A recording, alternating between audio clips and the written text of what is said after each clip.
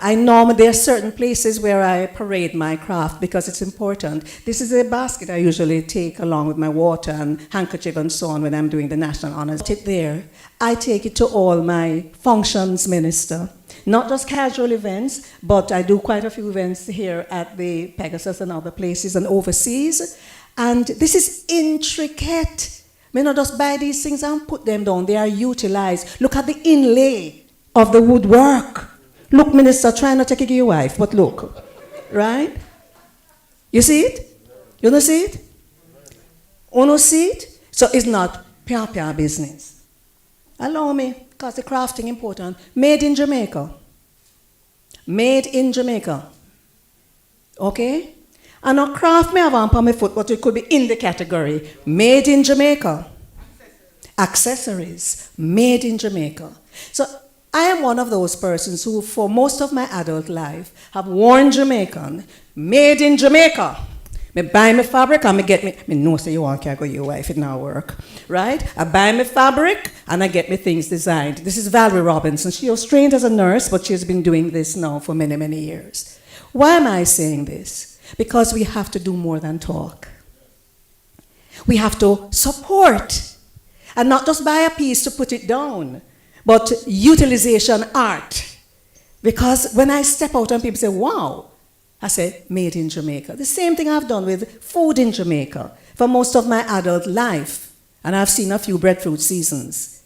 I have bought, when I go to buy produce, I inquire, are these Jamaican potatoes or carrots or whatever? I love broccoli, but me not see it from Jamaica. I mean, now buy the foreign one. Because guess what happened? Me can eat callaloo, and that grows so. And cabbage. I may have spinach in my backyard, I may have okra. And on one big yard, me have, but me plant my little things. Now, having said that, I think we are moving to a place when we are going to launch the national craft policy that we recognize that we need to be authentic, we need to give variety, and we need to have standards. So it can't look pia. We can't allow people to call us a nation of samples. And we have to stop import items and put on a Jamaican label and call it made in Jamaica. Me a fling stone, the one in a hog style where it lick, I go squeal. So all of you craft vendors who are perhaps watching this or will hear this, I'm asking you, let us try to really support Jamaican craft. And now, ladies and gentlemen, after that sermon, I'd like to introduce, to bring the opening remarks, of course, the Chief Executive Officer of the JBDC, Ms. Valerie Vieira. I think you have a microphone coming to you, madam. Right. You notice we're being very careful. We are using our own microphones. My dear, we're following the protocols. Well, like Faye, I've seen many breadfruit season, tambourine season, mango season. After all, we are senior citizens, and what is nice, we're getting discounts. Making it, yeah, oh yes, don't, Minister, no report to it. We're supposed to be working from home until mid-July, but he'll forgive us, And let me tell you something, today is a very important day for me personally, and a huge one for the gift and craft sector. Let me give you a little secret. In 1978, as a bossy little officer in the Ministry of Industry and Commerce, I did write my first proposal about repurposing and repositioning the craft market. That's the only one I knew at the time, and seeing how we could have a ferry linking it to Port Royal. Well, you realize it's over 40 years ago, 42 and months to be exact. So you can imagine my excitement this morning that we have at last reached this point that we're celebrating.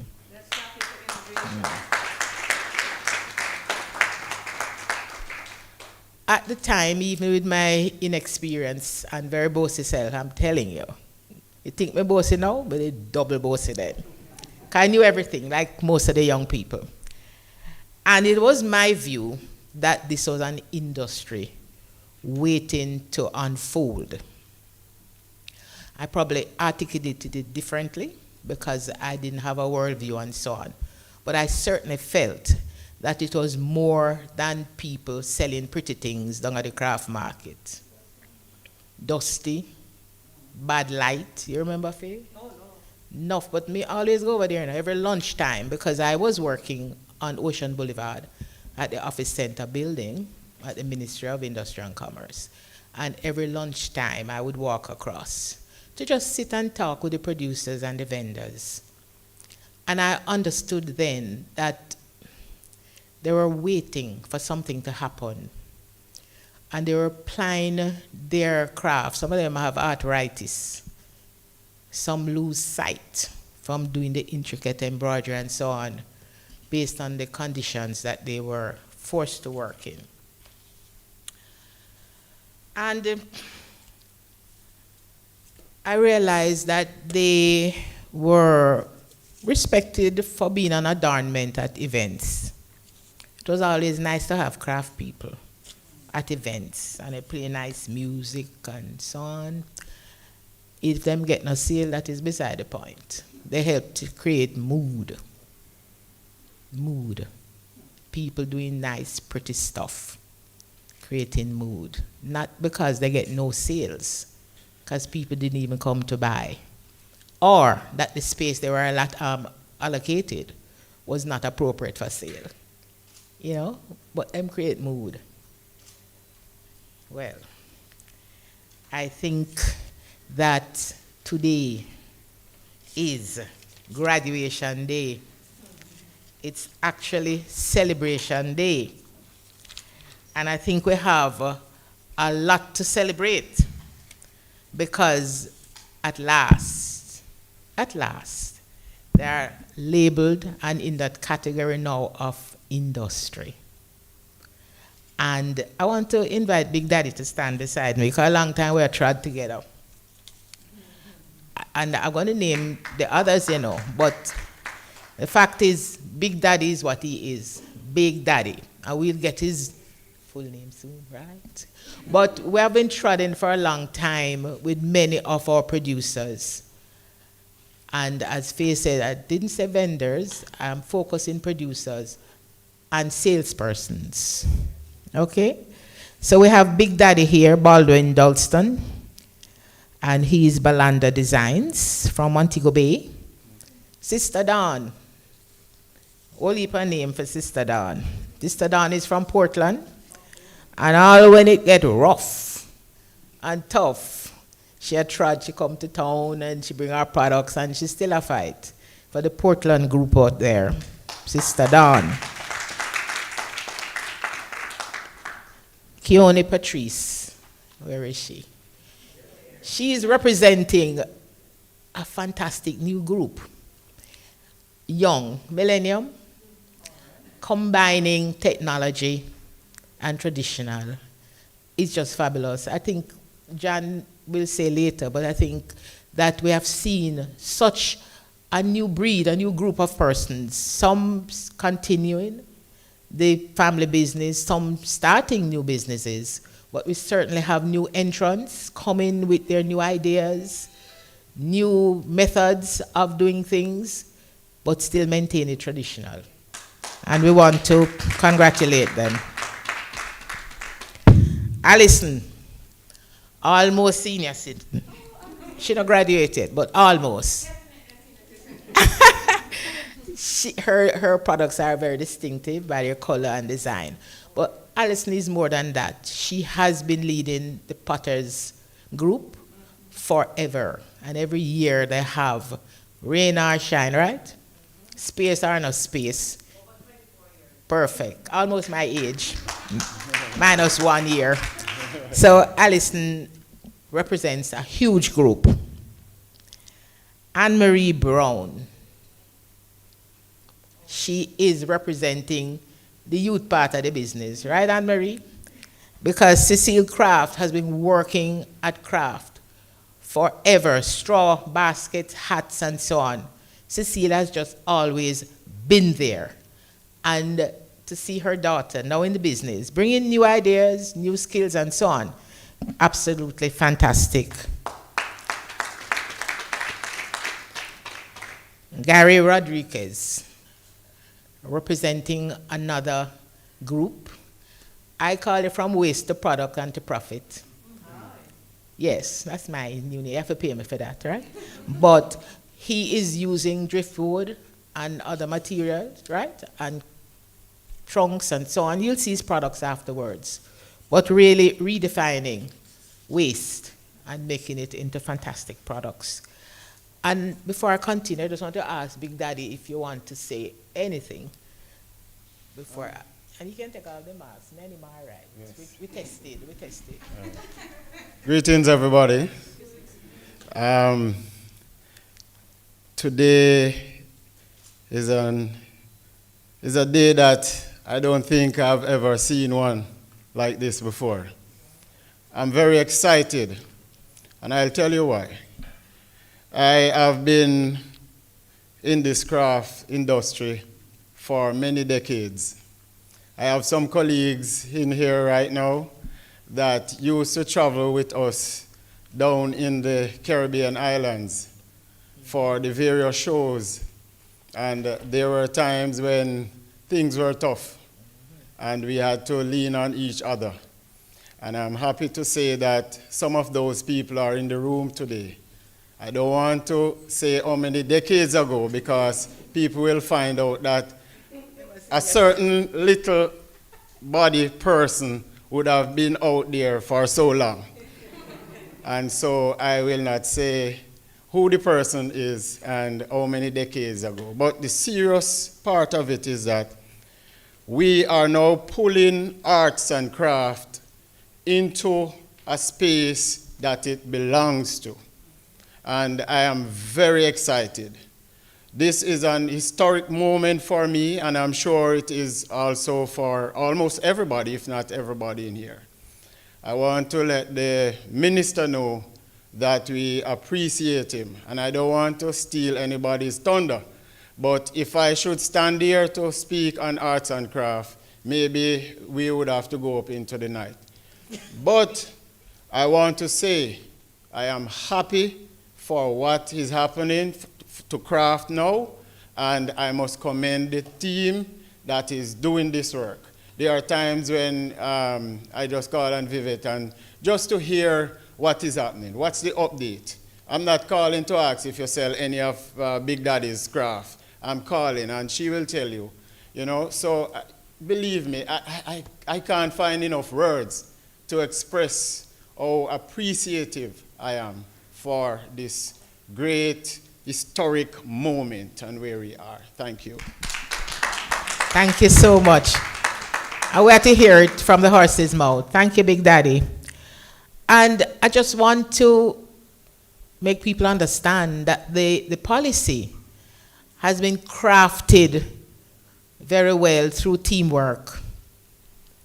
The Ministry of Culture, Minister Grange, personally, and her team, and I won't say much because there's a representative to speak on behalf of that ministry. But Minister Grange herself has called us many times at JBDC when we need support, because sometimes when we fight in the battle, Mycroft alone need help in the places that it needs to get help, like in cabinet. Miss Minister Grange, like a true woman of substance, stood up and worked along and supported this industry. Important to note that culture is the real raw material for all the products. Yes, culture. And our craft producers have been the protectors of the cradle of culture. And I really want to commend them, because there is no security company in Jamaica who could have done a better job. Despite every distress and so on, they have cradled that culture, and it's manifested in every single product, certainly that comes out advertisement. In Things Jamaican, because we talk about authentic Jamaican products. So we know who our security guard is, and we haven't paid them yet, but maybe we are just about to do that.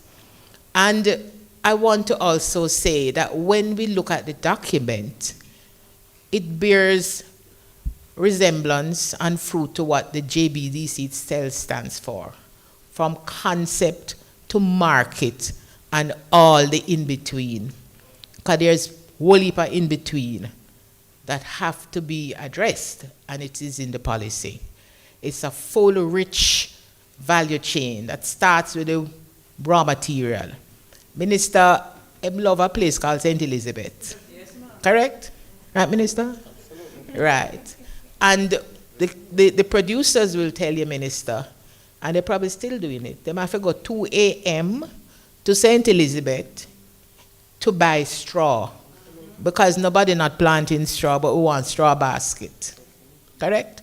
So when I say there are opportunities, it means from the ground right up. We need to look at rose apple tree that make the bankrupt, that some of you might know. I have whole heap like fair at my house. I have plastic bag and hide them now because it's too much, but I still buy them. It is from the bark of that tree. So we have to teach people how to debark without damaging. So there's a lot of work to be done, and I think today marks the beginning of, as the Big Daddy says, a fantastic, all-inclusive work. It's a mission. And when seniors like us move out of the ring, I'm so excited that there are young ones coming behind, because it's not going to happen in 1 month. It's going to take some time. And we need the fresh blood with new ideas as well and new energy to move it forward. Ministry of Tourism, I know Mr. Dobson, I said, she's not going to name tourism. Of course, I'm naming tourism, because who has worked with us more consistently than the Ministry of Tourism in terms of promoting and marketing products? So Ministry of Tourism is a key support of the program. And other ministries as well, but those were the ones that were, constantly in the fray with us, and we do acknowledge their contribution, and we look forward. Mr. Dobson personally has worked a lot on the document. We harass him, we call him. Sometimes he answer him phone when him see the number come up. So we just call the landline and ask if he's there. But he has been very supportive, and we really thank tourism as well for their continued support. Well, I'm not the guest speaker. Minister, don't fret. I'm not going to talk about everything. I'm just saying that a new day has dawned, as Big Daddy says. And trust me, it's pure excitement. And JBDC team, we are committed. We are there for you 100%. Good and bad days, we still are going to be there. And we look forward really to implementation, because we have to now move from talk and from writing to implementation. And I see our CTD from our ministry, boy, she come into fire, because she just come to the position. But she know already that is harassment she going to get. So I know she's committed to supporting the work from our ministry. And well, me not saying anything about our minister, because night and day, and because he's a techie millennium, we can send him WhatsApp, text, and we get response, because he's always looking for new ways of supporting what we do at JBDC. And we really appreciate it very much, Minister. May I also you deck out today. For sure, say, him not just a talk, him not come for no ceremony, he's walking the talk. Minister, you look fab. Ladies and gentlemen, could we just show our appreciation for the CEO of the JBDC, the Jamaica Business Development Corporation. For those who are on Instagram, we welcome you. If you're on Facebook, welcome, and pass the information out so that others can see, using those platforms, what we're doing. I think Ms. Vera mentioned Things Jamaican about twice in her presentation. Things Jamaican used to be at Bumper Hall. Who remember that? How many of you younger people? Yes, Alison, and by the way, Alison is my schoolmate, went to St. Hugh's, Fidelity. How many of you know about Bumper Hall? Yeah, some of you younger persons don't know. It's off Spanish Town Road. Huh? The Remand Center. Right. And you know what, as you're talking, I remember the dressing table in my yard. Them used to make furniture. Want to make furniture still? Some people, well, the dressing table, well, yes. And I bought it in 1977. And is that me have, you know, someone I wonder how old maybe, but me talk my age all the time. But, no, but I'm telling you, the things last. We want quality, and that is why this launch is so important. Might I now invite, and Mr. Dobson, the CEO made mention just now. You have your microphone? Right. I'd like to invite the Senior Director, Technical Services in the Ministry of Tourism. When the cruise ships come, again, and when the visitors come, they head to where they can get craft items representing Jamaica. And it is going to be no different going forward. Maybe the volume will be different for the time being, but perhaps it's an opportunity for us to find a way to sell those items online and export. And Ms. Vera say we do. But so through the JBDC or on your own, but partnership is important. Let them tell you how to go about it, because it's not business as usual. It's business unusual. Mr. Dobson.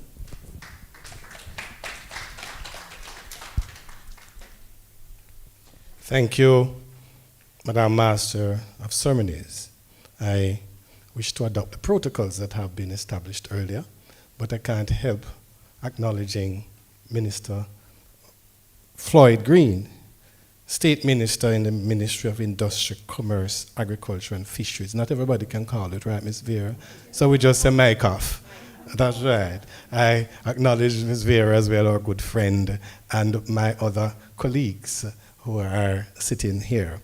But I'm indeed pleased to represent the Ministry of Tourism this morning at the launch of the National Craft Policy. That alone sounds nice, eh? Oh, yeah.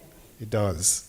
I am fully aware that a lot of work has gone into the development of this policy, and that it has several components that will enhance this industry and preserve our culture. We all know that craft is sometimes considered a subsector of the tourism sector, as a craft product is very often what a tourist wants to take back home to show that, hey, I've been to Jamaica. Now, as a cultural industry,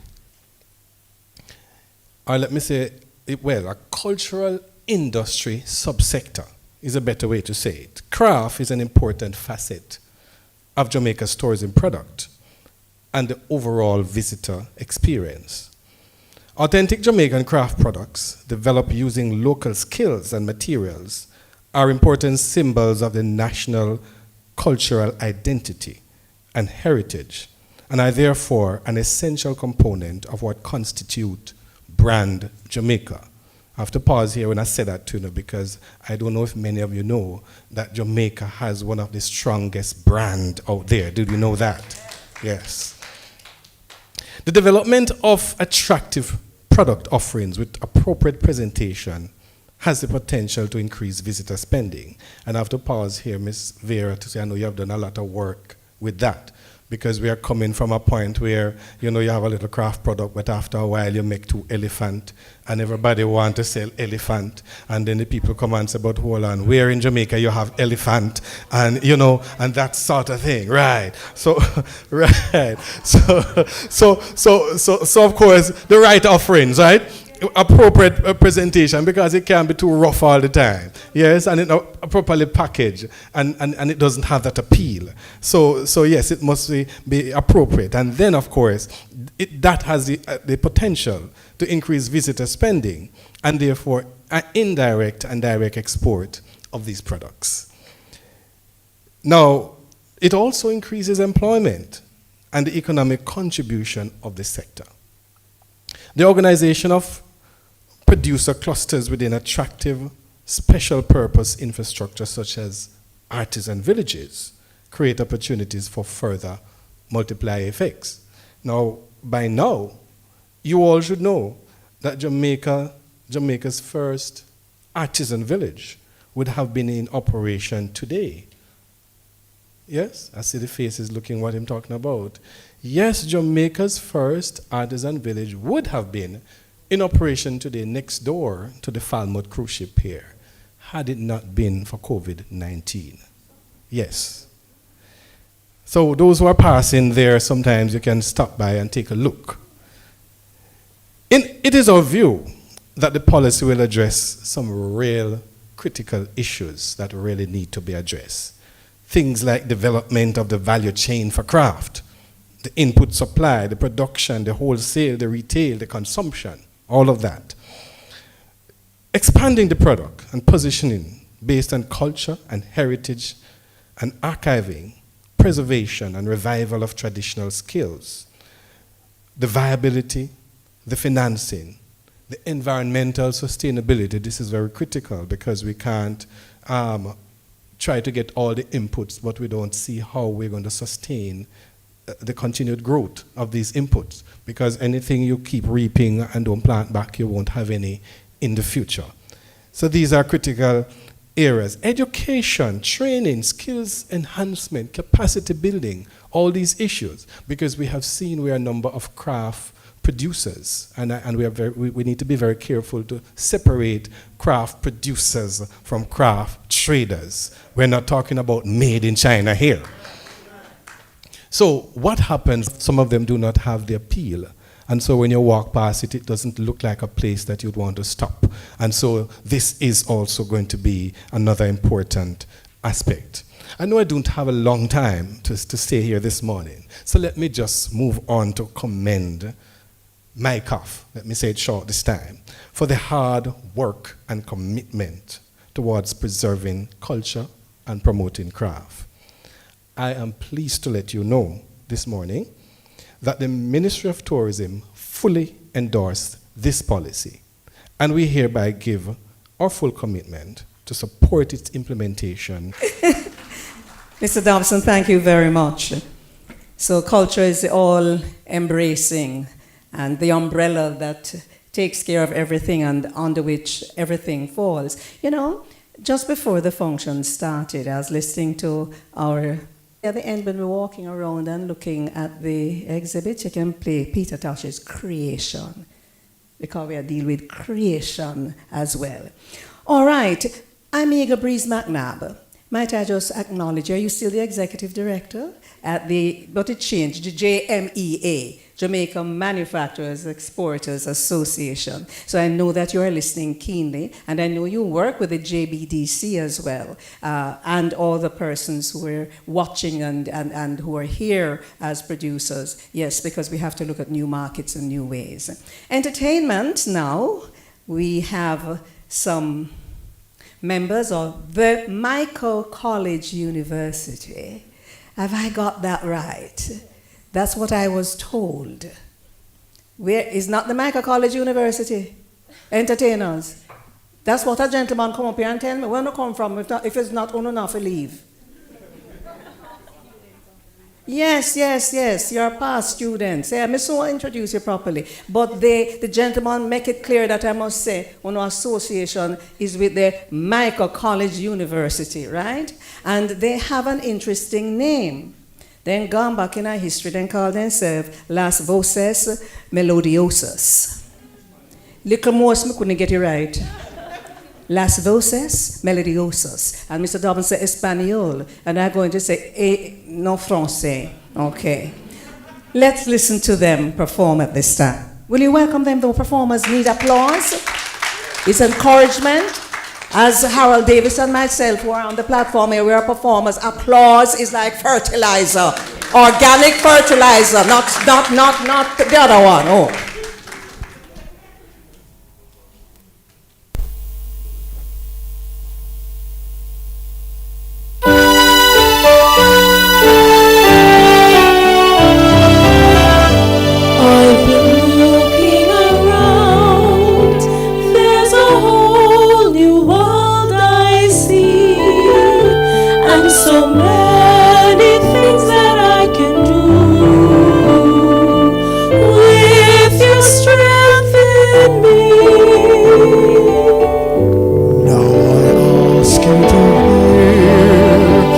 As I sing of brighter days, for I need to have you very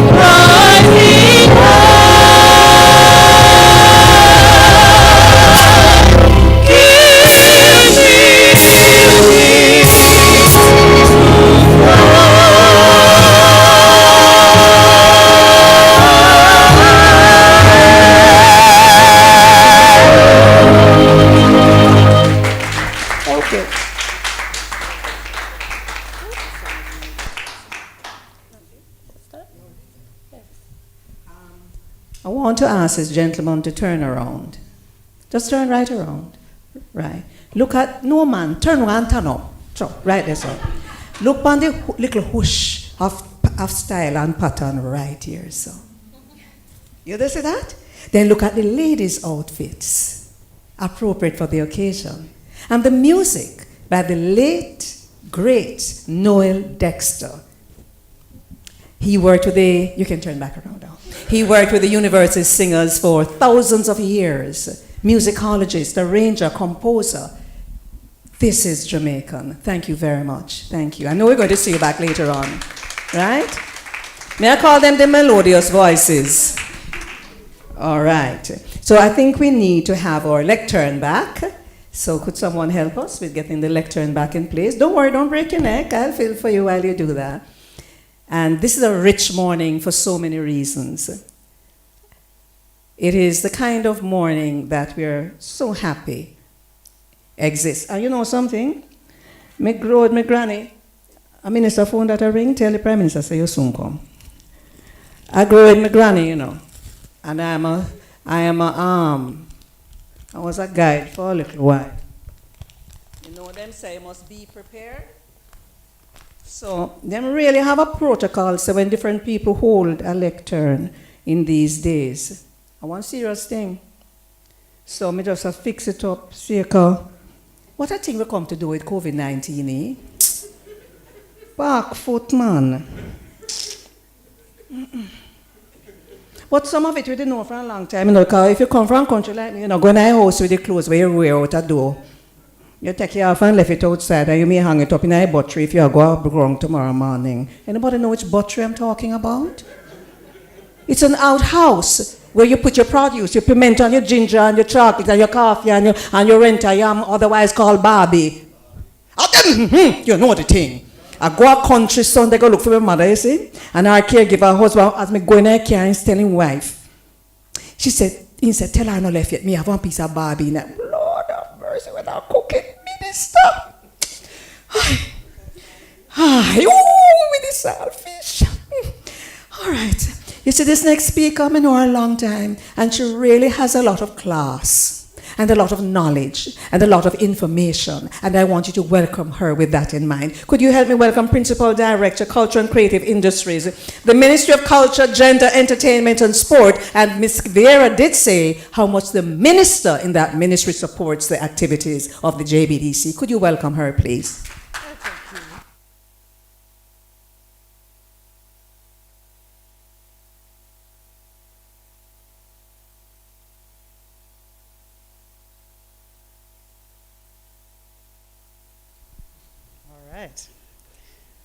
Master of Ceremonies, the Honorable Minister Floyd Green, all my colleagues, distinguished ladies and gentlemen, all. I bring you greetings from the Honorable Olivia Grange, Minister of Culture, Gender, Entertainment and Sport, and on behalf of her ministry. We are so pleased to be part of this event, which significantly marks the launch of our national craft policy. To the many who have worked to see the process through to fruition, Minister says, well done. She's so proud that this is going to be another example of joined up government working for Jamaica and Jamaicans. As this policy, you would have heard, represents the joint effort of the Ministry of Industry, Commerce, Agriculture and Fisheries, and ourselves. It was a very proud moment for the minister to jointly pilot the submission of the policy through cabinet. And the minister assures everyone that together we will implement the policy under the framework of a memorandum of understanding to achieve the policy's objectives. Ladies and gentlemen, we are firmly in the era of the orange economy. And our craft is steeped in the cultural identity and the time-honored traditions of the Jamaican people, where, as our Master of Ceremonies would have told anyone who doesn't know, that the old Jamaican saying goes, we take we hand make fashion. At you. We know that our cultural and creative sector is a product of our rich heritage, and participants and our country benefit from the monetization of the artistic, creative, and protective works that are available for sale, license, commercialization, or display in the marketplace or other public arena. We intend to be deliberate about leveraging these products for significant economic benefit. The ministry is cognizant of the significant role that the Jamaica Business Development Corporation, lovingly called by all of us the JBDC, has played in nurturing artisans and other producers in the creative and cultural industries, particularly gift and craft. The agency can be credited with preserving the vision of the late Most Honorable Edward Seago, former Prime Minister of Jamaica, who established Things Jamaica 57 years ago. We are proud that the JBDC ensures that this store retails only authentic Jamaican-made products, which are not ordinary items for sale. Lift it up again, Madam Sir, all right. But those which tell compelling stories about our rich cultural heritage. Today, we celebrate the successful launch of the National Craft Policy and commit to aligning the strategies and recommendations put forward in that policy with that of our own for the culture and creative industries. As the government strengthens the policy and legislative framework to develop these industries, we are confident that the micro, small, and medium-sized enterprises are being served with appropriate growth interventions implemented by MICAF, the JBDC, and all the vested stakeholders. Culture as an industry is a major source of income for Jamaicans, who are among the most entrepreneurial people in the world. Amen. There is growing interest among our youth population, who are recognizing that there is viable income to be earned from our culture through various art forms, preserving these traditions. This policy will streamline the Jamaican craft industry with a view to facilitating the necessary improvements, be it in production, packaging, marketing, supply, distribution, and/or service, to yield optimal value. That was all the in-betweens you spoke about, right? Most of them. A premium is placed on authenticating as Jamaican, locally made craft and souvenirs, and encouraging innovation. The focus is appropriately on the sustainability, growth, and success of the craft industry in Jamaica. Through ensuring the linkages which are critical to viability are identified and leveraged, the opportunities for the industry will be maximized and sustained. Our ministry will continue to complement initiatives which will position the outputs of our creatives to be a vibrant part of the offerings to our consumers, corporate Jamaica, our visitors, the diaspora, and for practitioners to also thrive as exporters of their craft. Our work continues to be guided by Jamaica's Vision 2030, our business plan for the culture and creative industries, and the National Cultural Policy. The establishment of the National Culture and Creative Industries Council, soon thankfully to be just known as Jamaica Creative, came out of Vision 2030 to consolidate the policy efforts throughout the government in this area. The Secretariat is now putting the final touches on the new National Policy on Culture and Creative Economy of Jamaica, which once passed and launched, will be an added tool for advancing the welfare of our creatives, both locally and abroad. So indulge me while I speak on a few of our key strategic imperatives. Our ministry, in collaboration with the Organization of American States, have worked to strengthen Jamaica's human and institutional capacity to promote our cultural heritage as a viable economic resource with local community participation. We worked under the project rubric, enhancing the framework for the development of a heritage economy in the Caribbean. The project facilitated capacity building through the provision of training in the use of the Arch's open software and community engagement techniques. Organizations which benefited from the training include the Jamaica National Heritage Trust, the Institute of Jamaica and its divisions, the Jamaica Cultural Development Commission, and the Tourism Product Development Company. When fully implemented, craft produced within specific communities will have an opportunity to market their craft under the aegis of heritage economy, benefiting from the facilitatory support structures established and marketing that were built into the program. MCJS, as we call our ministry, and the JBDC continue to work collaboratively on projects for the mutual benefit of the culture and creative industries. The strength of this relationship has manifested itself in the Economic Opportunities Workshop series, which started in 2017, where the partnership led to over 700 individuals from 32 communities in the Blue and John Crow Mountains receiving business development and capacity building training and support. From that workshop series, the ministry disbursed grant funding of over $1 million to 20 small and micro businesses of the Blue and John Crow Mountains. Additionally, the JBDC collaborated with us to provide specialized training to the 20 grant recipients in financial literacy and basic money matters. The capacity building partnership again took both entities to Port Royal, where 2 phases of training were conducted.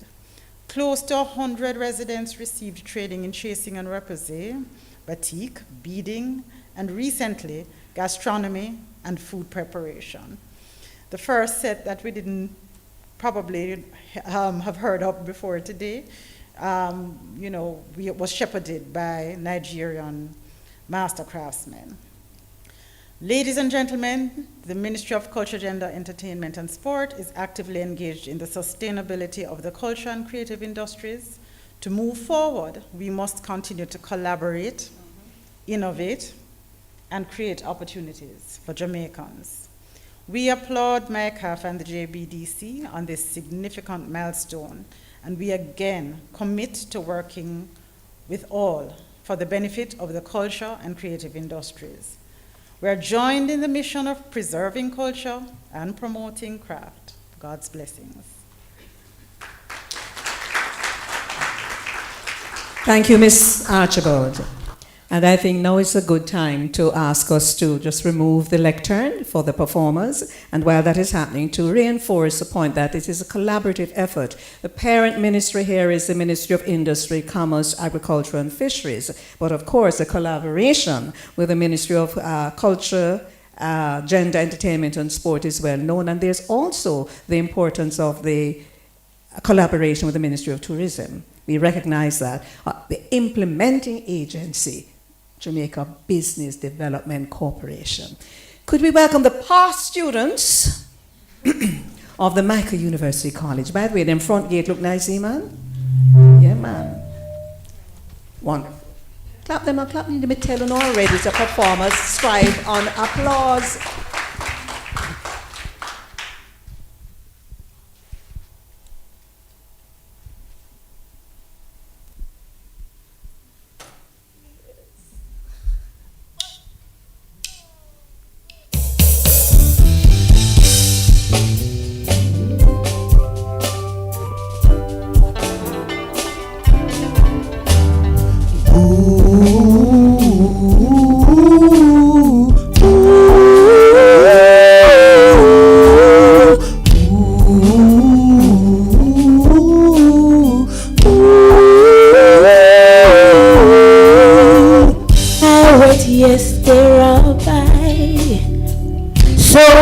To the merchant ship.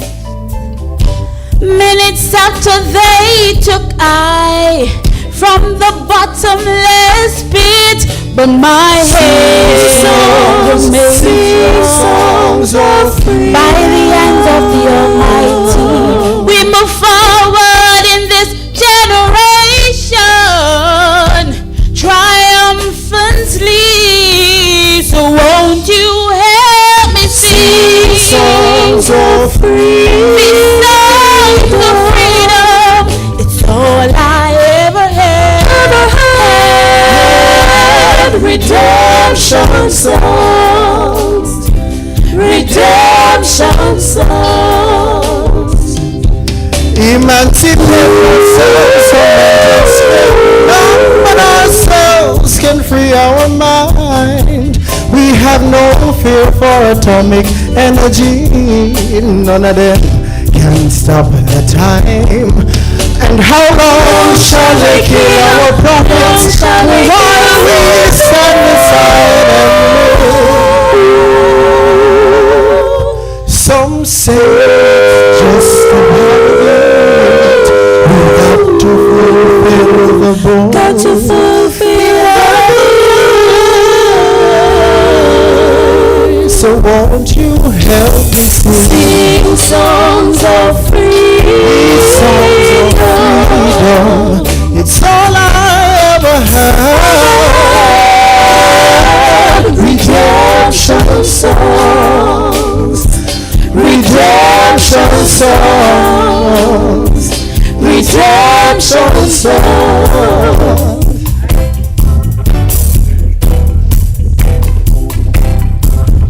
Won't you help me sing? Won't you help me sing? Won't you help me sing?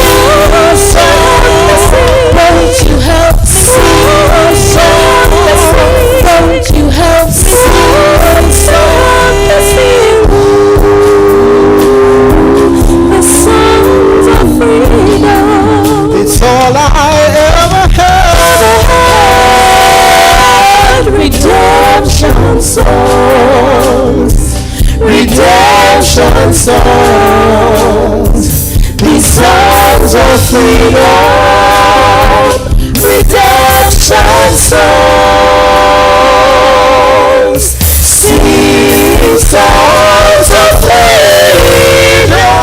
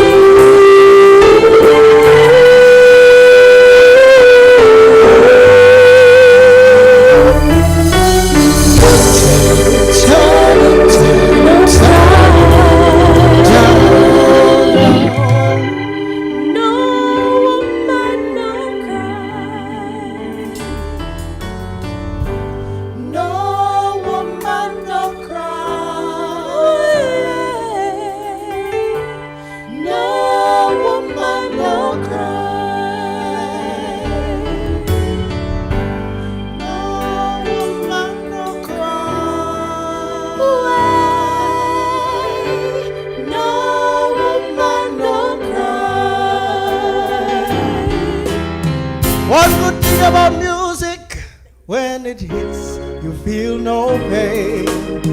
One good thing about music, when it hits, you feel no pain. So hit me with music. Hit me with music now. Hit me with music. The music. Play some music. This reggae music. I wanna love you and treat you right. I wanna love you. I wanna love you. Every day and every night. We beat of my single bed. We'll share the same room. Jah provide the bread. Is this love, love, love, love that I'm feeling? Love, love, love, love that I'm feeling. Love,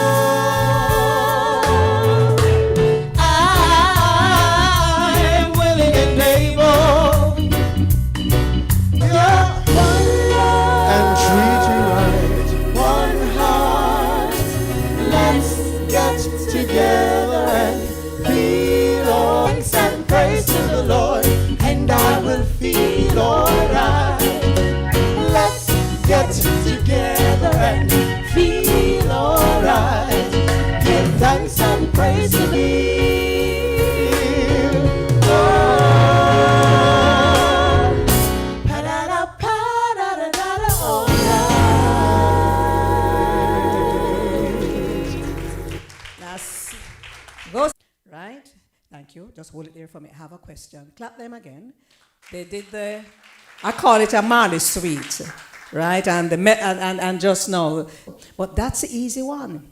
Here the one now, and you have a prize if you can answer this one. The prize is going to be a piece from Keon Patrick. If you can you tell me, Minister, you're not to answer.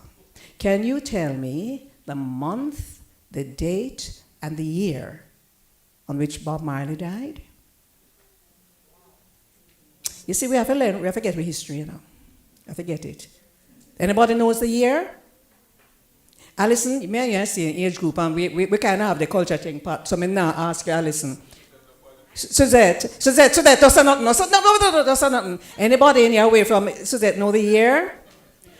I had the privilege of covering that funeral as a broadcaster at the Jamaica Broadcasting Corporation. Went into the arena, and I have recordings of interviewing Stephen Marley when he was 9 years old, Roberta Flack, who came down for the funeral, right, and about 9 or 11 voices. I perhaps played the Stephen Marley one for you. All right. And do you know the date? No, but I go there so. In born 6th of February, but I go there so. Sure. You just spoil it up and you're going so well. The camera run I back, but I don't know if I should again because him hear the year and he hear the month. And wait, look here, you have to give him a brat. I'm going to get the lady the prize. But what you say? Absolutely. May 11, 1981. That was when he died. We have to get the history them here. We know enough other history. We have to get through history. And what's happening globally now is pointing to the need and the importance of getting our history right. So we're going to ask you at the end to just, you can speak with our CEO and you can get your prize. And we want to thank Keona Patrice. Roman. Yes, please, we'll make something happen. And now, ladies and gentlemen, we move on with the program. Trust me, if you take the people in the program, I'm going to give you a prize. I may not come here with nothing, but I'll give you something. Jamaican people interesting, man? Janine Fletcher-Taylor, Manager, Marketing Services Unit, a very, very important unit at the JBDC. And by the way, if you've not been attending their weekly webinars, you're missing out. You're missing out. But you can find them on their YouTube channel at JBDCJA. Did Jamaica spell out on YouTube? Thank you, Sansi. What would I do without you? Aye. So could we welcome our next speaker? Clap her, no man. Clap her. Good morning, ladies and gentlemen. Allow me to say all protocols observed. Minister, colleagues, guests, good morning. It is my heart is full, and it is my esteemed honor to stand here this morning to share with you the framework for the National Craft Policy. And throughout the morning, all I keep hearing in my head, and I think I just have to say it, put some respect on the name craft. And I think that is what this morning represents. The craft industry globally is a US billion-dollar industry and has sent generations of doctors, lawyers, Indians, and chiefs to universities and place of where they can now stand in other industries and call themselves great. So in 2015, we did a little survey with our Things Jamaican clients, and one of the questions we asked them was, how beneficial has the craft industry been to you as a participant? And the most outstanding responses were the children, sending the children to universities. And so I don't know if it's a good or a bad thing, we can't know, but most of these children, the generations that follow, would not have gone into craft. And so we might have lost sight of just the contribution that this industry has made to this country, the economic and social development of this country. So again, let's put some respect on the industry. And so when we look at the value proposition, there are three things that we take out to discuss this morning. This industry is responsible for income generation for individuals, households, and communities from generations to generation all over the world. It also is one of the industry that is most integrated in many other industries. And so we may lose sight again of the contribution it has made to other industries. And it is the most inclusive industry. It takes no account of race, class, color, creed, because it is transformed from a natural human asset called either gift, talent, training, and just what you can't make it. It comes with the individual, it's born with them. And sometimes they will sit down and not know what to do and just have an idea. And to see that idea transform to economic output is amazing to see. As a member of the JBDC team, we get to see that every day, and we tell the stories. But we only see the end result. We don't see what has gone into it and the impact it is having every day. And so the value proposition is clear. In terms of the profitable leveraging on what we talk about every day, brand Jamaica, brand Jamaica, brand Jamaica, I always say the gift and craft industry is one of the most tangible expressions of brand Jamaica. And when you see it, it is also the most represented globally. What people connect with are these icons, these things that people have created over the years. And by extension, the cultural and creative industries as a whole is what has contributed to this term called brand Jamaica. And so, the cultural retention, the values, and the identity. Imagine years from now not being able to say, I am Jamaican. And what does that mean? As a country, as people of this country, what does brand Jamaica mean to you? What does it represent globally? What do people over the world connect with this word that we call brand Jamaica? And how is it expressed in these products that are created each day? And so we move on to one of the tenets, one of the objectives of the policy, and that is to reposition craft. And we start by putting some respect on it. And we say that this is a viable proposition to generate wealth in Jamaica. It's a viable proposition to transform the socio-economic platform of this country. We need to rebrand, however, because there are problems. And there are things that we need to fix, and so we will not stand here and pretend that there aren't issues. And in creating the policy, those issues would have been explored thoroughly. And so one of the key outputs, therefore, must be rebranding and repackaging and transforming the craft spaces. I'm proud to hear the announcement of the village. And what we think about when we say transforming craft spaces is creating unforgettable cultural experiences through tangible and intangible assets, all right? The other objective is the institutional support that must be given for this to become a reality. And so, one of the things that will be happening is the establishment of a craft council. This is a collective effort. It cannot be done by any one party. There are several components, from the soil to the regeneration and protection of our climate. Jamaica is particularly vulnerable. And so as we push to increase and scale and grow and make more and sell more, we also have to protect the natural resources that support this. Capacity building is critical. Majority of the craft producers, there is now an increase in the trained artisans, but we have two types of artisan. We have the intuitive artisan and we have the technically trained artisan. And so we need to make sure that we are combining these two components, because one is really just sheer creativeness, and one has some technical details that will now speak to some of the things we spoke about earlier. Improvement of quality, improvement and diversification of products, and ensuring that we are answering what the market is asking for.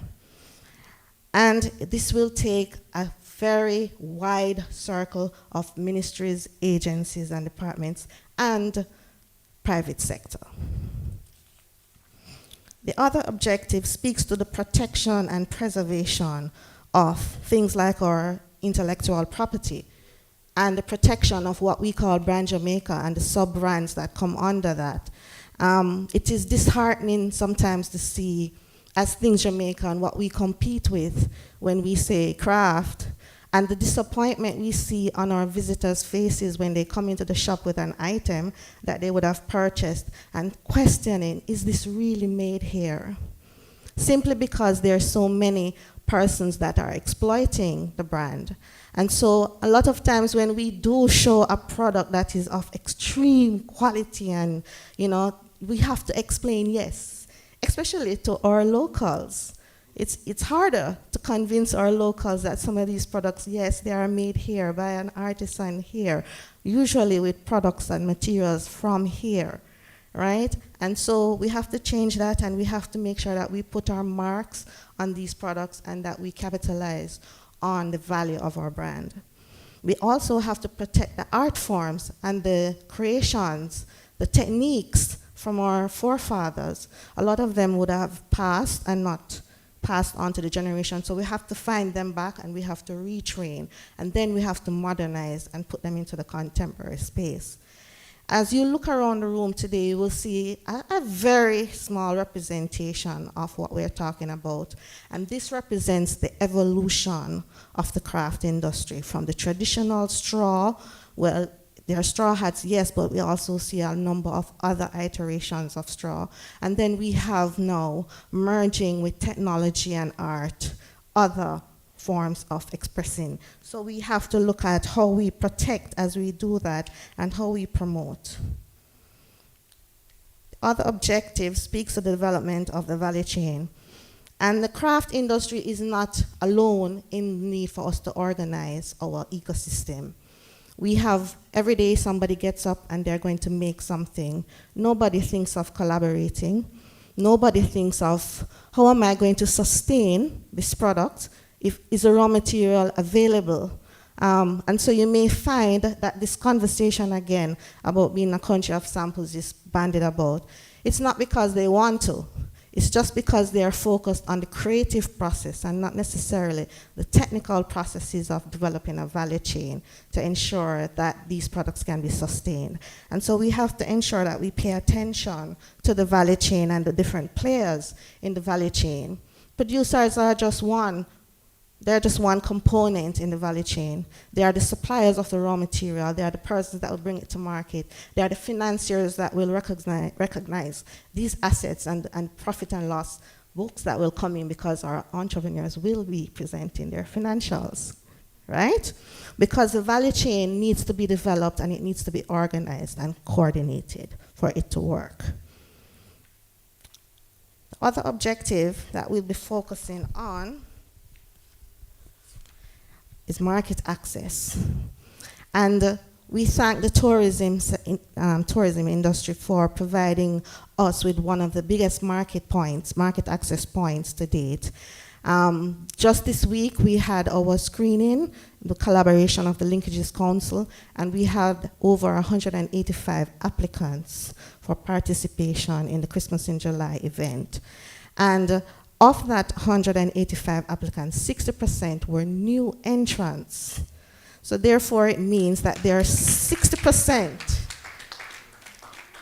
more producers in the craft industry. And I haven't gotten the demographics yet, but just by cursory glance, a number of them would fall within the 20 to 30-year-old age group. And so what we see happening is a lot of merging of traditional art forms with interesting new concepts and moving the market a little bit outside of tourism and diversifying the product mix to ensure that we're looking at corporate markets, household markets, fashion, entertainment, you name it. This is what we are looking to do with market access, to look at all the market segments that can be used as touch points to get these products and these clients into the market. And so The next thing that we would have to do to sustain these initiatives is to ensure that we are continuously strengthening the ecosystem. And the ecosystem is continuously adding new players as we look to integrate, link, coordinate, and get ourselves organized as a country so that when we go out in the global market, we are understanding what we're saying when we say taking brand Jamaica to the world, which is our little internal mantra, Think Jamaican. It is our intention to take brand Jamaica to the world. And we intend to do that by establishing robust businesses that form a part of this industry, to foster an enabling environment, and to ensure that at some point in time, when you look at the statistics or the statin report, there's a line item saying craft contributed X% to the gross domestic product. So what can persons look forward to? This is just a little synopsis, a little snapshot of some of the activities that you will see happening as we roll out the implementation plan. We need to reshape the perception of the artisan. We need to reshape the perception of the artisan. The artisan is an entrepreneur, a very brave person that decided not to sit in an office, but to use their gifts to create products. We need to diversify craft products and move them away from just token purchases to functional pieces that you need to purchase to enable whatever it is you want to do. Decorate your home, go out to a party and put your things in a bag, right? There you go. So we need laptop, you name it. Just about anything you do, we can incorporate an item from the craft. Improve product quality, because brand Jamaica must stand for something.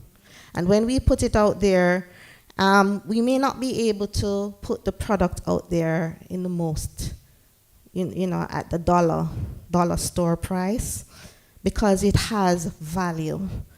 And so when you look at a product and you've bought a product and can stand, I don't want to, it's 40, 30, 70, how much years later? I don't want to say how much years later, but many, many, many, many, many years later can still brag and boast, and it looks brand new. 20 years old, and it looks just, I know this bag and I know what it looks like new, and it looks the same. In fact, it looks a little bit warmer because the wood texture has changed, right?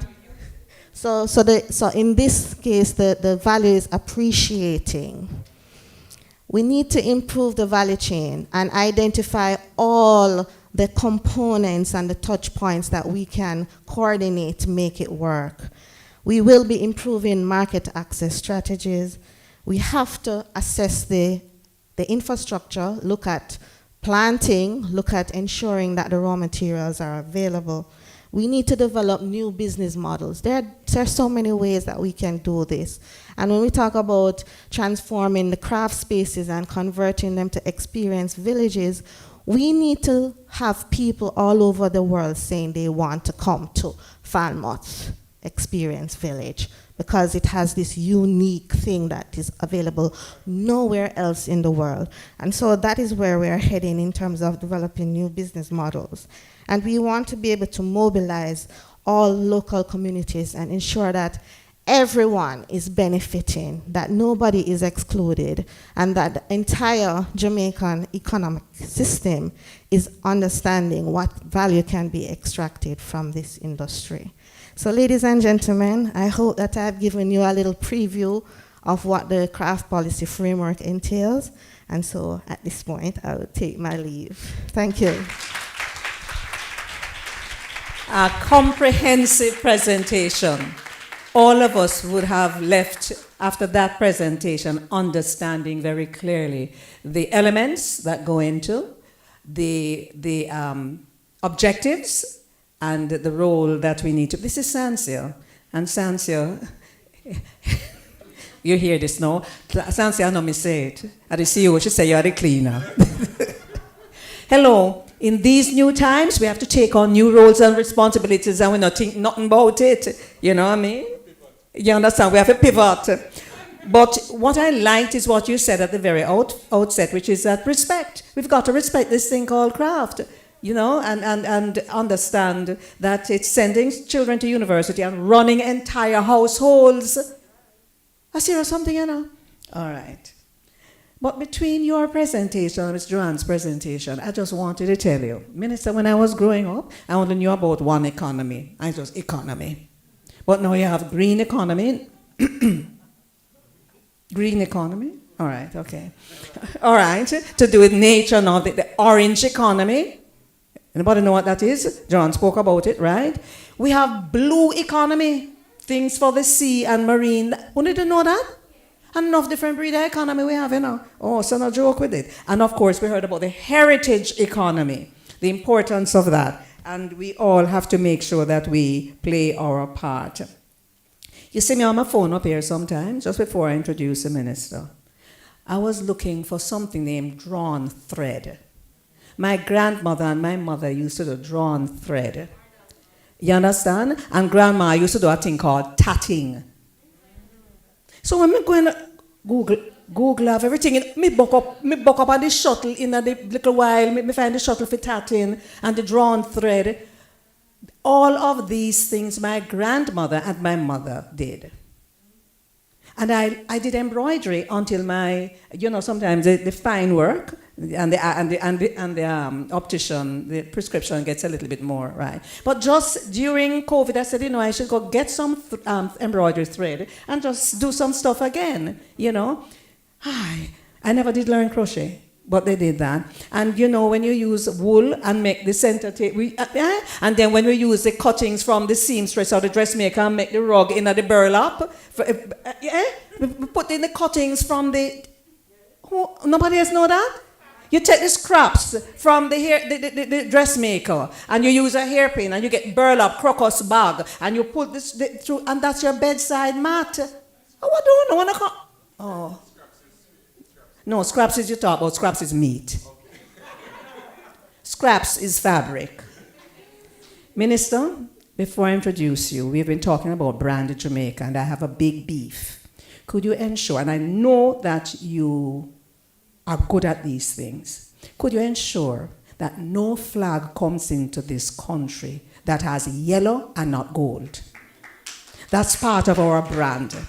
I know you work hard and I'm giving you an additional burden. No, it's a serious thing. We can't be speaking about standards, and don't fix this thing, because our flag color is black, green, and gold, not yellow. Minister, it's a pleasure to have you here. I'm putting that burden on you right before you speak. The State Minister in the Ministry of Industry, Commerce, Agriculture, and Fisheries. If you follow him on Twitter, you'll see all that he's doing in St. Elizabeth and Angle Funeral in Goto. He helped out the farmer them. When them had raging fire down there, him put out fire like him work with fire brigade. But that's the kind of hands-on minister is. And you know what I admire? He's young and energetic, and he's giving it all he's got.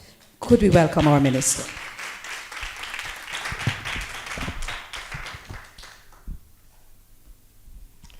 Thank you very much to our Master of Ceremony, Faye Ellington. Michelle Parkins, our Chief Technical Director. Ms. Valerie Vera, our CEO of the JBDC, and the entire JBDC team, including Janine, who gave a wonderful presentation. Mr. David Dobson, our Senior Director from the Ministry of Tourism. Joan Archibald, our Principal Director from the Ministry of Culture, Entertainment, Gender, and Sports. Other specially invited guests, Melody Horton, President of the All Island Craft Traders Producers. I do see Ms. Ram Logan from the company's office. Amiga Breeze McNabb, who I think works at the ministry, but she's actually the Executive Director of the JMEA. And of course, Charvel Johnson, who I think works at JBDC, but she is the CEO of Sagicor Bank. Members of the media, of course, are craft traders and producers, ladies and gentlemen.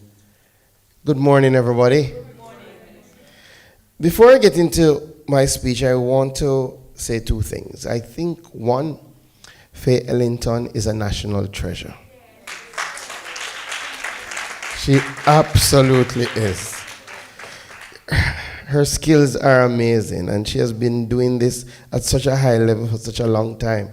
And you know, when she tells a story, you just feel drawn in to it. Thank you, Lady Faye. You are wonderful. And I think the melodic voices, I won't try the Spanish. They're excellent. No, I want a CD. You should have a CD. That's music I would drive and listen to. You know, a lot of times I had to look to see if people were actually singing in front of me or it was something being played. So, well done. Keep it up. We really appreciate your talent. So, firstly, I really want to thank the hard-working people of the craft industry. The people who have used their talent and creativity to make real Jamaican craft. The skills craftsmen and women who create pottery, ceramics, who work with thatch and straw, and who have made a whole variety of art, who have ensured that Jamaica retains its Jamaicanness.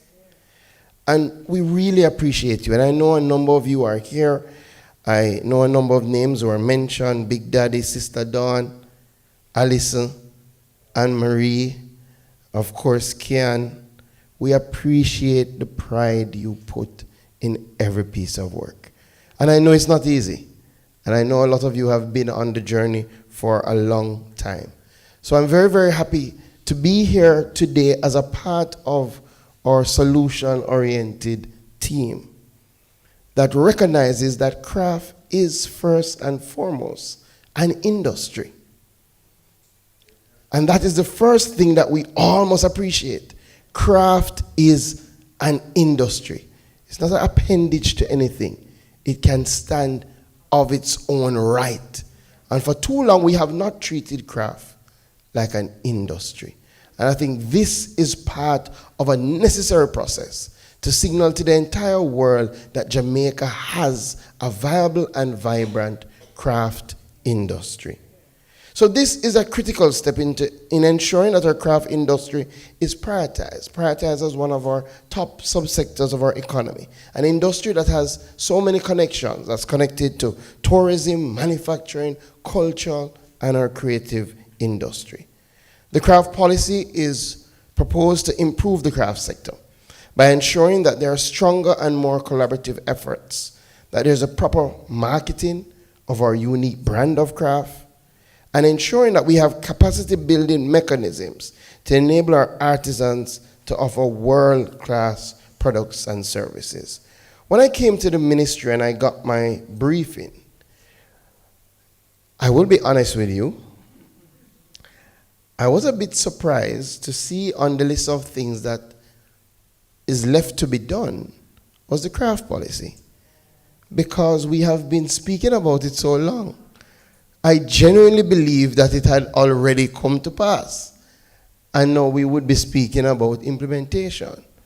So when I saw it on the list, I said to the team at the JBDC, this has to be one of our priorities, and this has to be something that we work with our partners at the Ministry of Culture. And as you have heard, Minister Grage has been a very passionate advocate for craft producers, and that we work with the Ministry of Tourism. And Minister Bartlett always speaks about the linkages that is needed in tourism if we are to do extraordinarily well, and that we get the craft policy to fruition. And I must also say, I kind of have a little bias for producers of craft, because, and Miss Vera, I think she knows everything about me, but she never know this one, that my mother spent, I guess, 30 odd years, almost 40 years, as a teacher of art and craft. And she will tell you she was never an artist. She will tell you she is good on the craft side. And when it comes to crochet and tie and dye, that's a she. But because she supports her son so much now that she retired, she's a farmer. So, yeah, so I have always felt that we needed to do more to ensure that even our teachers of art and craft, who oftentimes had to struggle to get time on the timetable to teach art and craft, that even at that level, we start recognizing how important it is and that craft is an industry. One of the good things about this policy is that we took an all-inclusive approach, that we ensured that it was a bottom-up approach, that we listened to our craft vendors and our craft producers in relation to what they needed to see, what they wanted to see, and we took that consultative process. So for all of us, craft is important in the Jamaican experience. And for many years, there has been a need to facilitate sustainable growth of the craft industry and to ensure that we are incorporating and encouraging more entrepreneurs to go into craft and that we're infusing new technologies in the sector to bolster innovation and promotion. You know, we already have a competitive advantage. Our people, our products, our services. So now it's to ensure that we have a framework that that advantage can be brought to bear. We had, again, another wonderful engagement that, again, reiterated in my mind how critical the craft industry is to Jamaica, and especially to tourism. You would have heard Joanne mention about the work we did with some of our creatives in Port Royal. Fortunately, led by JBDC and the Ministry of Culture, incorporating the Ministry of Tourism, once we heard that we were going to get cruise shipping in Port Royal, we never sat and waited until the tourists came. We went out, we got some artisans from Nigeria, we taught new styles, and we put our people in a position that they could take advantage of the new opportunity. So I journeyed out there when the cruise ship came to see how it went. Unfortunately, they had a stall on the pier. And when you looked to where the passengers were rushing, to what they were trying to get, it were our craft producers who were getting the crowd. And when I went to them, I said, how things go? I said, Minister, we sell off long time. Especially the smaller items that they had that were, yes. And they told me some of the learnings in terms of the cruise shipping industry and what items were best placed, because the smaller items sold off in no time. But the moral is that if we give our people an opportunity, if we give them and produce a framework that they can operate in, then they will sell off, as Faye said. Then they will sell off. So the National Craft Policy aims to define authentic Jamaican craft, visual arts, and artisanal products. We know that they're really varied in type and may be difficult to define and classify, hence why it's important to have a craft policy that defines authentic Jamaican craft as any traditional cultural expression, contemporary cultural expression, artisanal product, visual art, fine art, souvenir, or craftsman-based design. We already appreciate that the industry already impacts at least 8,000 persons, either directly or indirectly. Time for us to now launch the craft policy. We have seen what has happened with COVID in relation to the majority of our industries, especially our tourism industry. And I did have, again, I guess, you know, as the Lord would have it, as I was driving in one evening, there was a radio program that was doing, how do we rebound from COVID-19? And they invited people who operated in tourism-connected industries. They had somebody who did water sports and somebody who did craft to speak. And the lady who spoke, unfortunately I never got her name, said, what we need now is a document that we've been working on for a long time. What we need now is the document that says and position us as craft vendors and traders and producers in our rightful place. So I cannot think of a better thing to lead the rebound of our tourism industry than a well put together craft policy, which we have here today. We will lead the rebound of our industries. So what are the next steps? And you know, I am very excited about the policy. It's been long in coming, but we have to quickly move from policy to implementation. One of the good things is that as we developed the policy and as we went through the stages of getting the policy finalized and approved, we also started to do the things that the policy called for.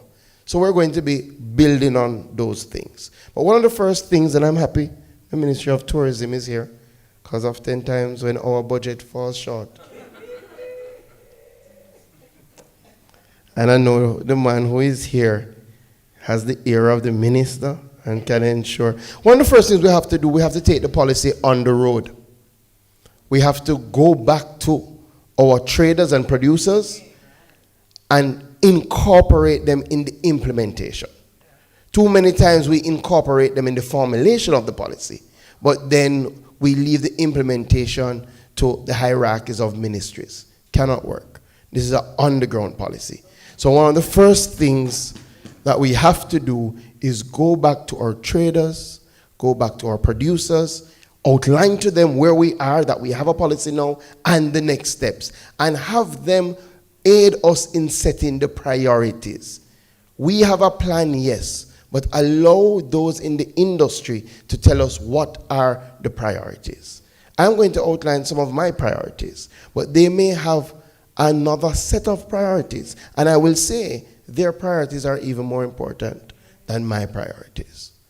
But I'm sure there will be some alignment. So we have to take the show on the road, and I'm very certain in short order, with the help of the Ministry of Tourism and the Ministry of Culture, we will outline a series of consultations right across the island where we will sit with our producers and traders and discuss the craft policy and set the priorities in relation to implementation. The other thing is that we have to continue to strengthen the Things Jamaican brand. Things Jamaican, as you have heard, has been that outlet for a number of our craft producers for years. Some of them would tell you if it wasn't for Things Jamaica, they don't know how they would stay in the industry. We have recognized that we have to get nimble. So if you haven't yet done so, please log on to Things Jamaican Shopping, where you can buy your craft online. So we are already there. So those of you who are going to say, Minister, what you really should do is make sure you have an online presence where people can buy. We have it. So what we want you to do now is promote it and utilize it. The other thing that we have to ensure is we have to get back our Things Jamaica shop in the Sangster International Airport. And that has to be non-negotiable. That's not an if or but. And the craft policy says that we have to ensure that our ports and points of entry, that you have stores that are selling authentic Jamaican craft. Not things you bring and tag on, and authentic Jamaican craft.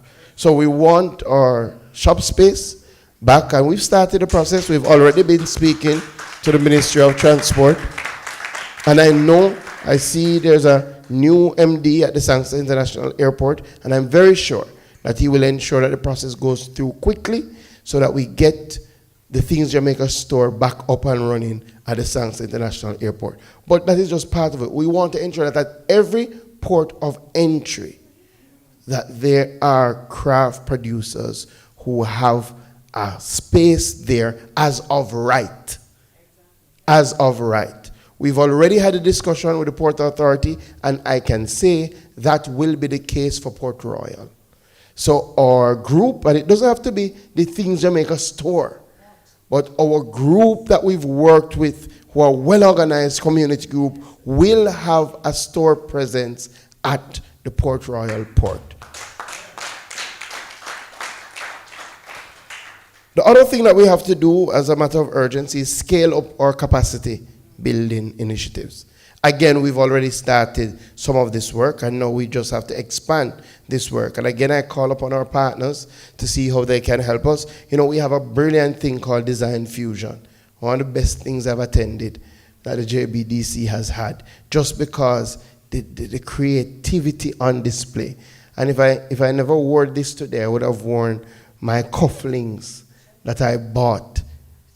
And next time, just remind me to show you my Jamaican-made cufflinks. That when I ask the creative, why should I buy this? She says, look at it, Minister. It says you, the strength of a man. I mean, how could you not? And every time I put it on, I feel like a new man. But yeah, so we have a design fusion program where we train 24 design-based entrepreneurs over 3 months and really focus on the fashion, gift, and craft industry. Part of what we have to do now is scale that up. I know plans are already advanced. COVID has set us back a little bit, but what we want to see is, again, across the ministries of tourism and culture, that collaboration so that we can move that 24. How many applications did we have, Harold? That we had to. We had 175 applications for a design fusion program. We did 24, and I tell you, they were extraordinary. But we want to be able to do the 175. Chevelle, you see when I look in your eyes? We want to be able to do the 175 because the truth is we're playing catch-up. Yes? We are playing catch-up. Persons that don't have any authentic craft have passed us in relation to developing artisan villages. And I'm very happy that we now have our first artisan village. And the JBDC will work with the Ministry of Tourism to ensure that we maximize that product. So there is a lot of work to be done. And again, I want to thank and encourage our craft producers, our craft traders, and encourage you to continue, and that the government is here to provide the support. And these 3 ministries, the Ministry of Industry, Commerce, Agriculture, and Fisheries, Ministry of Culture, Gender, Entertainment, and Sports, and the Ministry of Tourism, will be working together to ensure that we create the framework in which you can thrive. But you are an industry, and we're not going to shirk from the responsibility. So the persons in craft, if you have any challenges, reach out to the Ministry of Industry. For too long, you've wondered where to go to. We're telling you, come to us. And I'm saying, come to me. All right? So that we can treat with the challenges that you may have. So we're in a new paradigm. It's now about implementation. We have a policy. And I leave you with a reminder that we are Jamaicans. We are Jamaicans. We are a strong, resilient people. We are creative beyond measure. In fact, we are the heartbeat of the world. And if the world ever needed a strong heartbeat, it would be now. There are countless examples of how Jamaican creatives have completely captivated the world and have kept the world alive and afloat. So our mission here is to create that environment that gives our creatives or producers of craft the opportunity to unleash their talent on the world. We're taking brand Jamaica to the world. God bless you.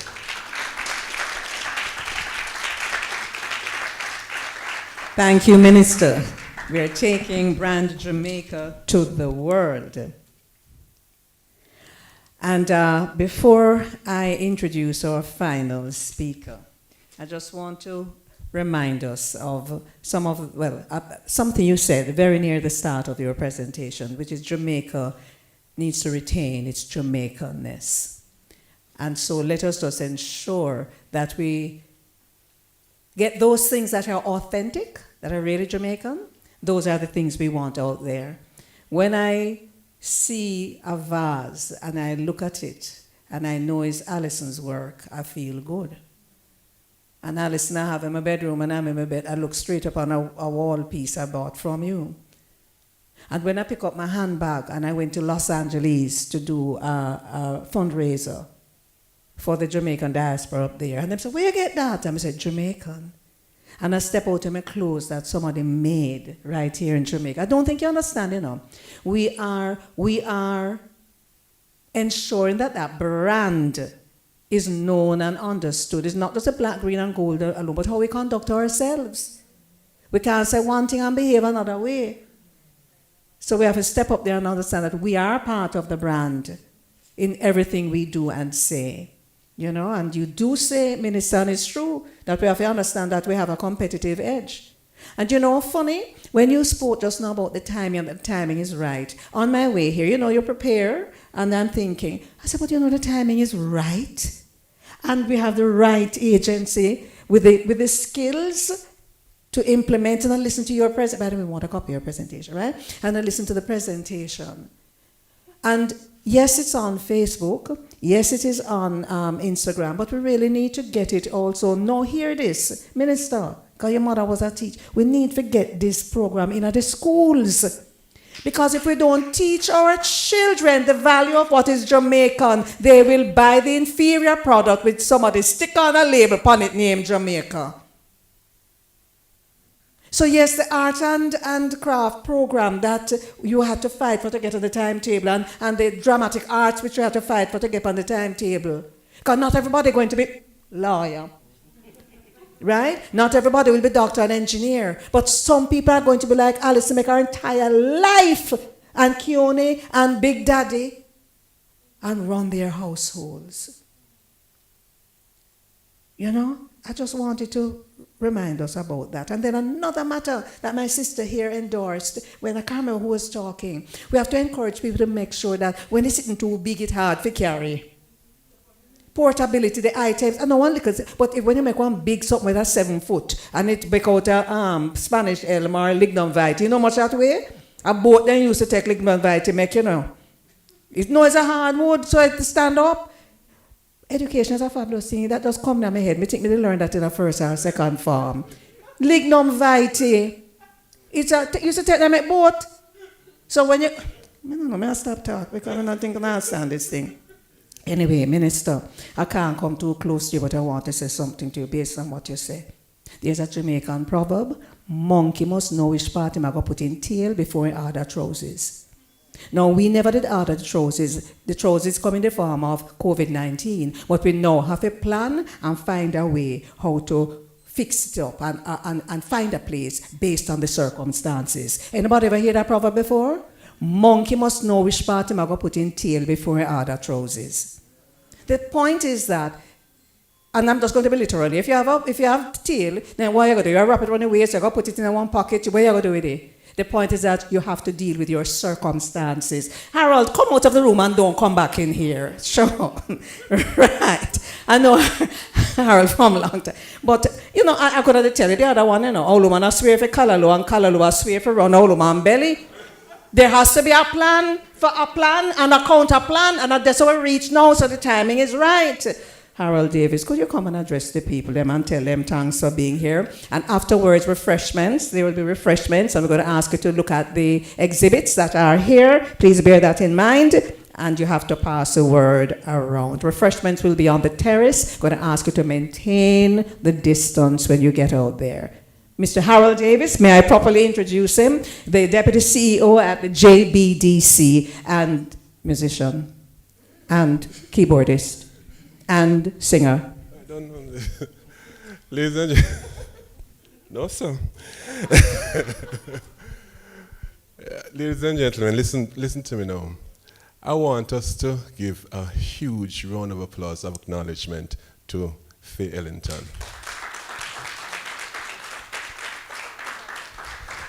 And Minister, yes, 100%, she is one of our national treasures, for sure. Faye is, apart from being my friend and also having a heart of pure gold and coming from just beyond Moko. By the way, I went up to your place the other day. No, I never check her. She is a treasure house of knowledge as well. And Faye, warm to the book them where you're supposed to write.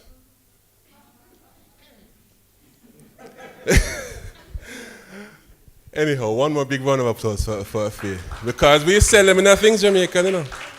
Oh. Ladies and gentlemen, I want to thank you. My job here is just really to thank you for being here this morning. After the minister's presentation, I was about to come to the front with a bowl to collect offering and to ask for altar call. Because indeed, Minister, what you said really was the crux of what it is that we need to be doing and the matter. And so spot on, always, Minister. Thank you very much for being here and for being, the leader that you are for the creative industries in particular and for entrepreneurship in Jamaica. Thank you, Minister. Want to acknowledge as well our support from our sister ministries. One at a time, Minister, I need to tell you that persons were vying for JVDC where JVDC should be housed. And we chose Ministry of Industry. But I want to acknowledge a close working relationship that we have continuously with Minister Grange and the Ministry of Culture, Gender, Entertainment and Sport.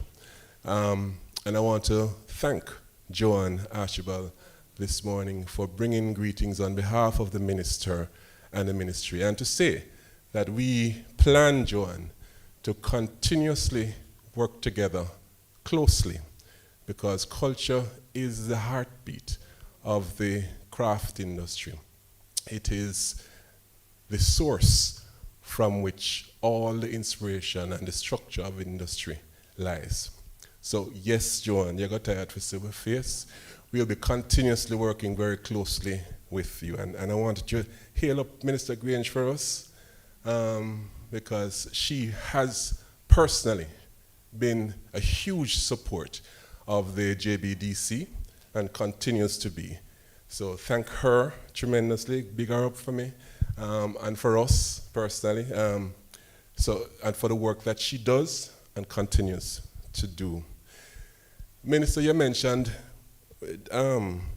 that we like to be close to money. You didn't say it in that kind of way, but I know exactly what you meant. I want to acknowledge the support of the Minister and the Ministry of Tourism. Not necessarily in the same vein as what I just said a while ago, but certainly for the pioneering role that they have had in the craft and developing of the craft industry in Jamaica. And certainly their role in the completion of this document itself. And certainly for many years, Ministry of Culture has kind of been a critical part of the development of craft skills through TPDCO throughout the country. Ministry of Tourism. Oh, I said Ministry of Tourism. Ministry of Tourism through TPDCO has been a critical part of developing skills. And I want to acknowledge and big her up Miss Crutchley for the work that she has done over the many years. So thank you very much, David Dobson, for bringing greetings on behalf of the Ministry of Tourism. Janine, that presentation was completely, just absolutely outstanding. Thank you very much. I want to also acknowledge a couple of persons, couple of partners that we have had. Minister alluded and he mentioned them as well. Chauvel, who I acknowledge as the CEO of the Sagicor Bank. Give her a round of applause, yes.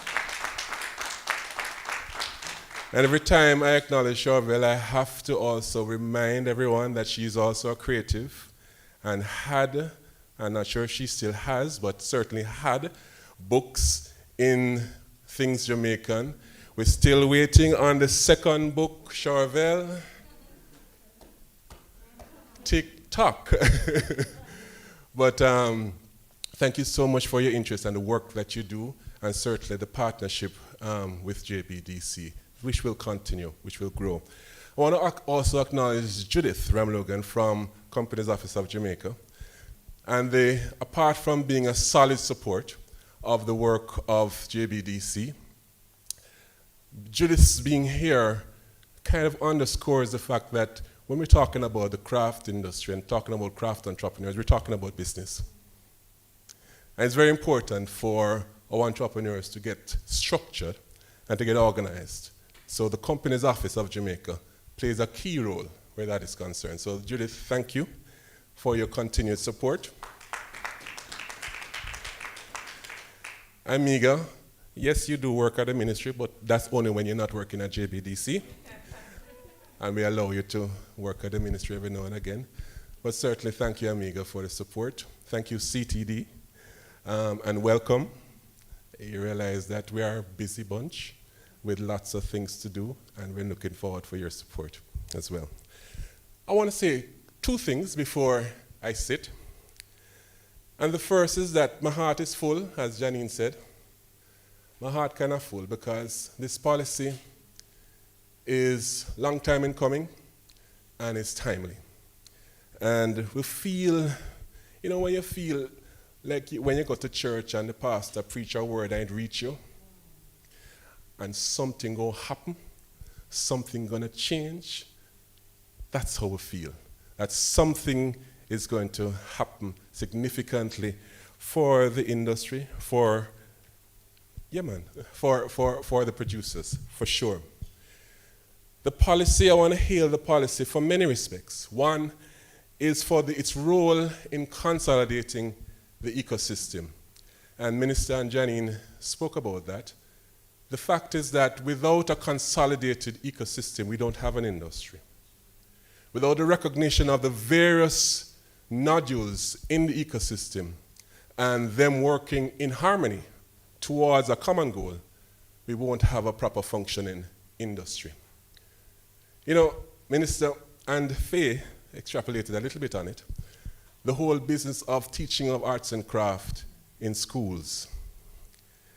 We need to move to the point where our creative industry are not called extracurricular activities.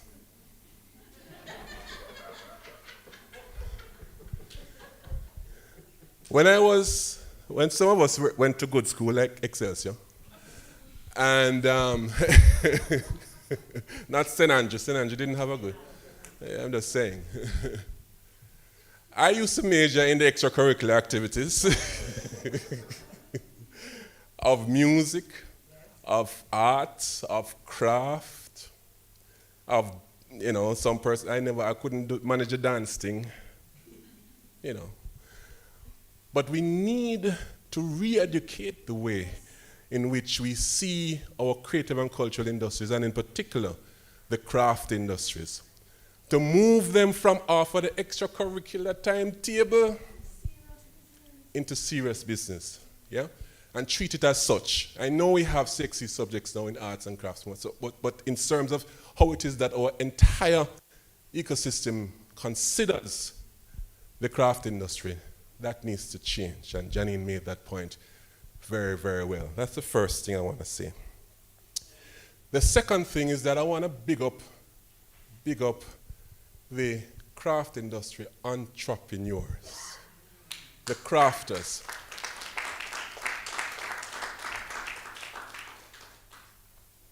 Being an entrepreneur means that apart from the fortitude that you need to have and the stick-to-itiveness and the passion, it means also that you need structure, you need business modeling, you need to be thinking about new opportunities constantly. So I want to salute you guys who have been in it for a while.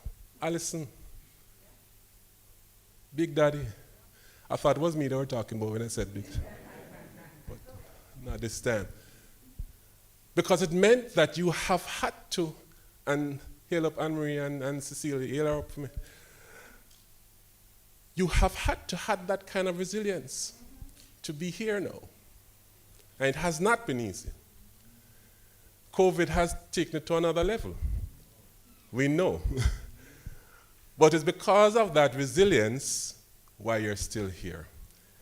And because of that structuring and that business modeling, why you recognize that you now have to pivot and look to new markets, look to new opportunities, look back to the core of why you became a craft industry entrepreneur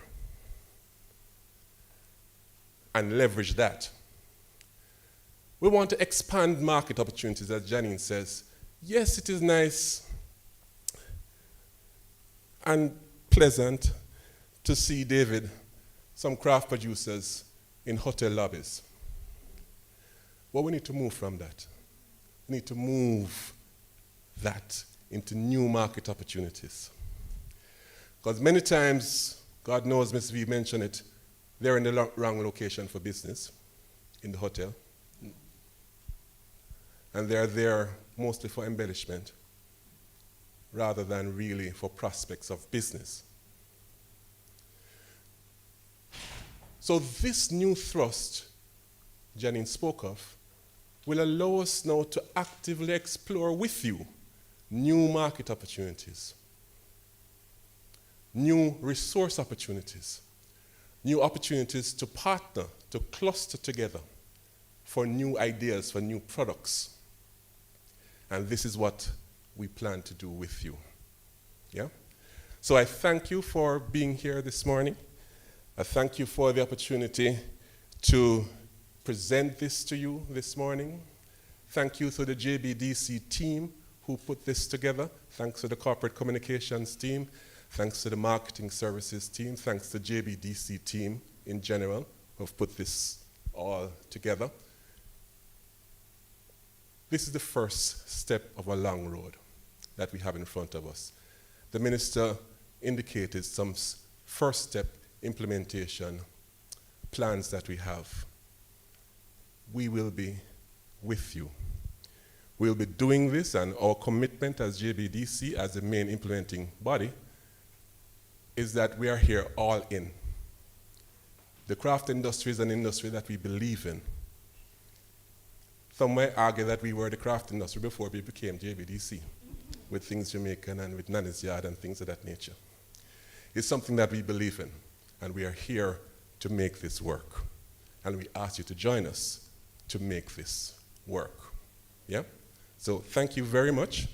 I feel like singing, but Faye won't allow me. Who says so? But what would you sing? You have an appropriate song? Thank you. Thank you for being here this morning, and we invite you for some refreshments exactly after. Thank you very much. Thank you, Mr. Davis. Just let me remind you, in addition to the invitation for the refreshments on the terrace, remember this, I don't call it social distancing, I call it physical distancing. Please remember to observe those, and when you're going around and looking at the exhibits, also observe that as well. You know, while everybody speaks, and when they have a good point, I don't know how many of you would have heard me say, hear, hear. When I used to go to JAS meeting, my mother was a secretary for JAS in the hills of Clarendon at Smithfield. And the man them, because it was mainly man that got to JAS with the farmer them, when they organize a row, I don't want the man them with I talk about the 60s, early 70s, come from town and address the group, and he says something what is, hear the man them, hear, hear, hear, hear. And I just developed this thing, and I sometimes feel awkward, and so, you know, I just pull it up on my phone a while ago, hear, hear, and it says, used to express approval for a speaker or sentiment. But I've been saying it because I learned it by osmosis. And some people looking, what does she? But you can start that too. The last thing, MC not unless me left history. You see about the ground on which you sit or stand? Please remember it used to be a racetrack. Knutsford Park, racetrack. You didn't know that? You look over yourself like you didn't know. You didn't know. Me know, you didn't know. That's why I like to drop history. Right? So the whole up. It was Knutsford Park, right? And folk song make bout it, Knutsford Park. So it go right round Oxford Road, go up, come wrong, go up, which part Ruthven Road, go up, come wrong, Wyndham Hotel area there. It was a racetrack, Knutsford Park. And after that one they closed, you had Caymanas Park. Me na MC unless me drop the history. And you see the history? We have got through some process here now. We have to unlearn certain things and learn some new things. What good? Tell them what I want how you do. You have my creation wrong there? Let it go, brother. Could we thank the people who work in media today and the streaming and the technology assistance? We want to thank you very much, because that's another thing. That's the direction. Everything is moving the same. We better understand it, and without their help, their support, their high standards, then things don't happen. God bless you. This is a Peter Trust song, Creation. People call it Jaisma. The right name is Creation, from the Bush Doctor album. And the word was Jah.